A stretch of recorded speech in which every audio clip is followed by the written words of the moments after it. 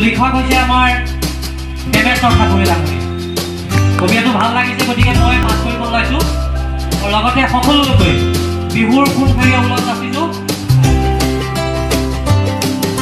তই থাকিলে মোৰ জোপাকে মানুহেই মানুহ, খাওঁতে মানুহ, শুওঁতে মানুহ, উঠোঁতে মানুহ, বহুতে মানুহ, যলৈকে যাওঁ ততেই মানুহ, যেনিয়ে যাওঁ মানুহেই মানুহ। তই যেতিয়া নাথাক মান এষাৰি বাবেও নাই মানুহ, খাওঁতে অকলে, শুওঁতে অকলে, উঠোঁতে অকলে, বহুতে অকলে, যলৈকে যাওঁ তাতেই মানুহ, যেনিয়ে যাওঁ তাতেই কেৱল শূন্য।